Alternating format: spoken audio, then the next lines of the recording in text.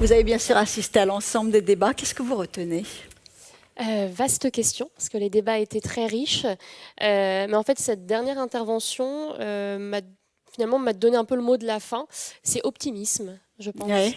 Parce que quand on a conçu l'événement Cohésion et Jeunesse, on s'est tout de suite dit, bon, il faut absolument qu'on ne tombe pas dans les caricatures où des sachants vont venir nous dire à quel point la jeunesse est en désespérance, à quel point elle s'égare, à quel point elle ne veut plus faire d'enfants, elle ne veut plus travailler. On s'est dit non, si on va là-dedans, si on va dans le négatif, on n'apportera aucune solution et surtout, on n'ira pas plus loin, on ne fera pas de 5e édition, 6e édition, ça n'aura pas de sens. Et toutes les interventions qu'on a entendues aujourd'hui, je trouve qu'elles s'inscrivent vraiment dans une démarche optimiste, encourageante pour l'avenir. Et de ce point de vue-là, je pense que le pari de Sinopia est réussi, montrer que cette jeunesse, oui, il y a des difficultés, bien évidemment qu'il y a des difficultés, et il faut s'en saisir. Le discours de la ministre l'a bien montré, sur les questions d'apprentissage, d'insertion, il y a encore beaucoup de choses à faire, et on a la sensation que les responsables politiques commencent à prendre ça au sérieux. Mais on ne part pas de zéro, loin de là, et le sondage exclusif qui a été réalisé pour Sinopia et qui a été présenté par Yves Sancy le montre également. Cette jeunesse qu'on dit totalement désengagée, individualiste, bien en fait non, elle est assez altruiste et elle tend vers le collectif. Maintenant, il faut lui proposer peut-être les bons outils pour intégrer cette collectivité. D'emblée, Sinopia a choisi de parler des jeunesses, cohésion et jeunesse. À l'issue de cette journée, vous avez le sentiment que la jeunesse est encore homogène, parce que là, vous me dites la jeunesse, ou pas. Est-ce qu'on a eu raison de dire les jeunesses ? Alors, c'est une très bonne question. Il y a pas d'homogénéité de départ parce que ça a été suffisamment dit, on ne vient pas tous du même milieu, on n'a pas tous le même passé, les mêmes origines, les mêmes facilités aussi de vie. Donc bien sûr, il y a des jeunesses en France, il y a des jeunesses en Europe, il y a des jeunesses dans le monde, donc on a des différences singulières, mais on peut parler de manière plus générique de la jeunesse si on met en avant les enjeux principaux qui sont ceux de la jeunesse en règle générale. Et pour ça, on peut regarder des sondages, notamment qui sont réalisés au niveau européen.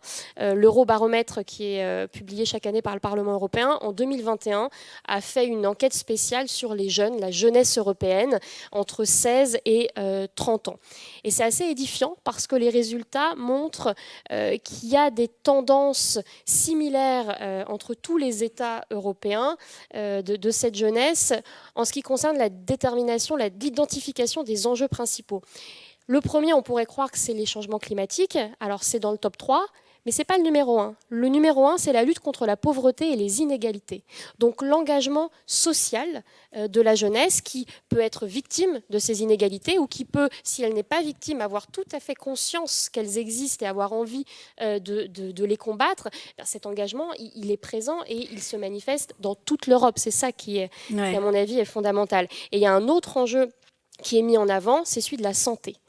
Là, c'est très important de voir que depuis la crise sanitaire, la question de la santé dans toute l'Europe, elle est au cœur des préoccupations des jeunes. Alors, un peu plus dans les pays du sud de l'Europe, c'est la préoccupation numéro 1 des jeunes d'Italie, notamment, mais elle se retrouve dans le top 3 ou 4 de tous les jeunes en Europe. Donc, les questions de santé publique, elles doivent être adressées aujourd'hui pour répondre aux préoccupations de la jeunesse. Et peut-être que ça pourra faire l'objet d'une autre académie. D'une autre académie.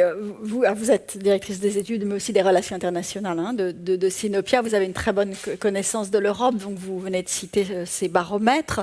Est-ce qu'on retrouve aussi au sein des jeunesses européennes la même philosophie par rapport au travail, la même approche du travail, qui a été aussi une des thématiques qui a rythmé cette journée? Alors, je ne saurais pas répondre directement, mais on a quelques éléments quand même de réponse. Déjà, il y a une valorisation de la part de la jeunesse européenne, et là je parle volontairement au singulier ou au générique, sur la défense des droits humains. Lorsqu'on demande, pareil sur ces sondages-là, mais sur toutes les vagues des eurobaromètres, quand on regarde les 16-30 ans, les valeurs numéro fondamentale pour les jeunes, c'est le respect des droits humains, des droits individuels.